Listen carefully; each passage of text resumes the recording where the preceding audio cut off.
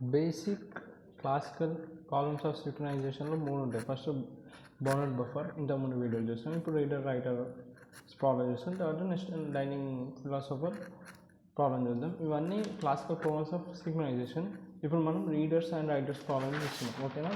ఇప్పుడు readers and writers ప్రాబ్లంలో ఏమవుతుందంటే, ఇప్పుడు రీడర్స్ అంటే ఎవరు చదవరు, రైటర్స్ అంటే ఎవరు రాసేవారు, అట్లా ఏం లేదు. ఇప్పుడు రీడర్స్ అంటే వీళ్ళు ఏం చేయాల్సి కేవలం రీడ్ చేయొచ్చు. ఒక డాటా ఉంటే ఆ డాటాని కేవలం రీడ్ చేయొచ్చు. వాళ్ళు ఏమి ఆ డాటాలో అప్డేట్ చేయలేరు, వాళ్ళని రీడర్స్ అంటారు.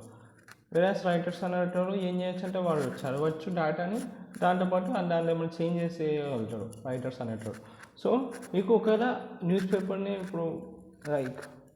ఇప్పుడు న్యూస్ పేపర్ కాదు, రీడర్స్ మల్టిపుల్ రీడర్స్ ఉన్నా నీకేమి ఇబ్బంది కాదు సరేనా.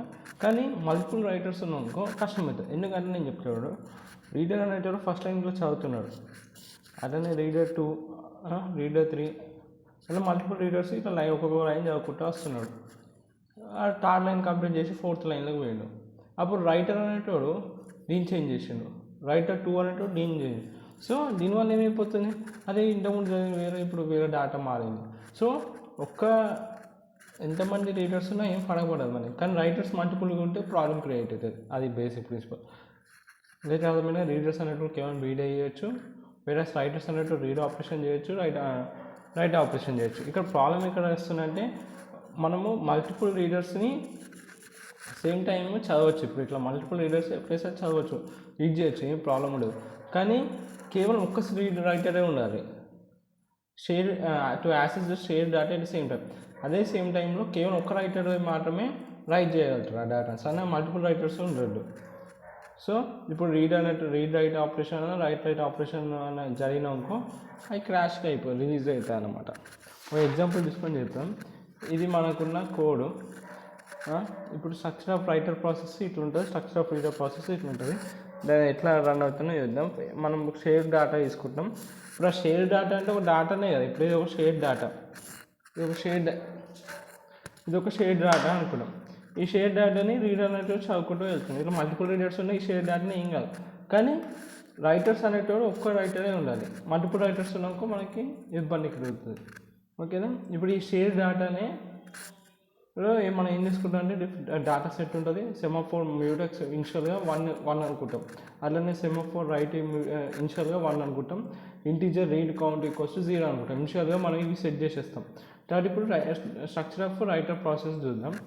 ఏమైందంటే, ఫస్ట్ ఏముంది చెప్పిన, ఫస్ట్ రైటర్ ప్రాసెస్ ఏం చేయొచ్చు, 2 ఆపరేషన్ చేయొచ్చు. రీడ్ ఆపరేషన్ చేయొచ్చు, రైట్ ఆపరేషన్ చేయొచ్చు. కానీ రీడర్ మాత్రం కేవలం రీడ్ ఆపరేషన్ మాత్రం చేయొచ్చు. సో డూ అనేది తగిలిపోయి వెయిట్ రైట్ అని ఉంది.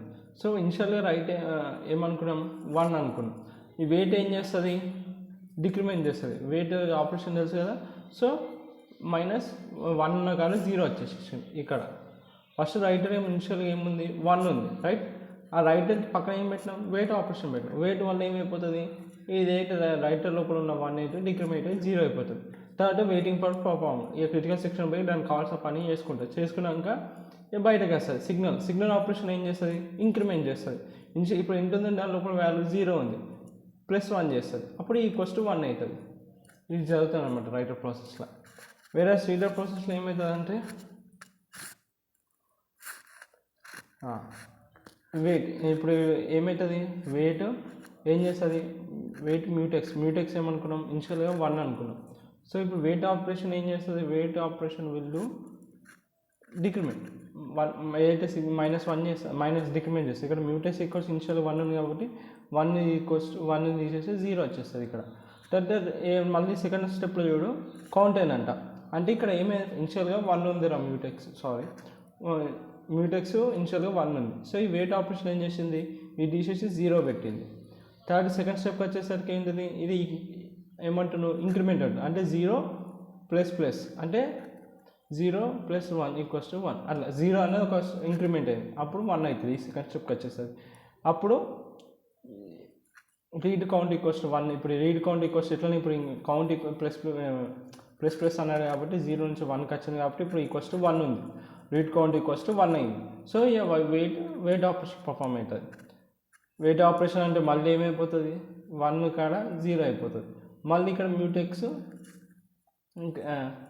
ఆల్రెడీ 1 ఉంది, ఇనిషియల్గా మ్యూటెక్స్ ఎంత ఉంది 1 ఉంది, సిగ్నల్ ఆపరేషన్ ఇంకా 1 చేస్తారు +1 ఇక 2 అయిపోతుంది అట్లా అనమాట. తర్వాత రీడింగ్ ఆపరేషన్ అనేది పర్ఫామ్ అవుతుంది. తర్వాత మళ్ళీ ఇక్కడికి వచ్చేసరికి ఏమైపోయింది, కౌంట్ని డిక్రీజ్ చేస్తుంది. అంటే ఏదైతే ఉందో మనం క్రియేట్ ఇక్కడ 1 + 1 2 అయిందో చేసుకుంటే లాస్ట్కి ఏమైపోతుంది అంటే 0 అయిపోతుంది. ఏమంటుంది ఇక్కడ డిక్రిమెంట్ చేస్తూనే ఉంది కాబట్టి 0 అయిపోతుంది. 0 అయిపోయినాక రీడ్ ఈక్వల్స్ టు 0 వచ్చేసింది కాబట్టి సిగ్నల్ రైట్ సిగ్నల్ మ్యూటెక్స్ అవుతుంది, అయిపోతుంది. ఇక్కడ మీరు చూడండి, ఫస్ట్ మనం ఏం చేస్తున్నామంటే ఈ పార్ట్లో మనము ఫస్ట్ రీడర్ని అలో చేస్తున్నాం. రీడర్ని ఎవరైతే ఫస్ట్ రీడర్ వస్తుందో వాడిని అలో చేస్తాం ఈ 2 స్టెప్లలో. తర్వాత ఈ పార్ట్లో ఏం చేస్తున్నామంటే ఆ రీడర్ ఎవరైతే వచ్చిందో ఫస్ట్ రీడర్ని లాక్ వేసేస్తున్నాం. First reader locks writer. అయితే ఇప్పుడు రైటర్ ఒక్కడే ఉండాలి కదా, మల్టిపుల్ రైటర్స్ వస్తే మాకు ప్రాబ్లం వస్తుంది. సో ఏదైతే ఫస్ట్ రీడర్ లోపలికి వచ్చేసింది కదా, ఫస్ట్ రీడర్ ఇక్కడ 2 స్టెప్లో ఎంటర్ అయ్యిండు. ఎంటర్ అయినాక వచ్చిన రీడరు ఎవరైతే రైటర్ వస్తాడో ఫస్ట్ వాడిని లాక్ వేసేస్తాడు. తర్వాత లాస్ట్కి ఏం చేస్తాడు, లాస్ట్కి రీడర్ అనేటోడు ఆ రైటర్ని ఫ్రీ చేసేస్తాడు. ఇది అన్నమాట జరిగేది ఈ స్టెప్స్ మీనింగ్. ఓకే, ఇది reader writer problem. Okay, reader writer problem in classical problems of synchronisation.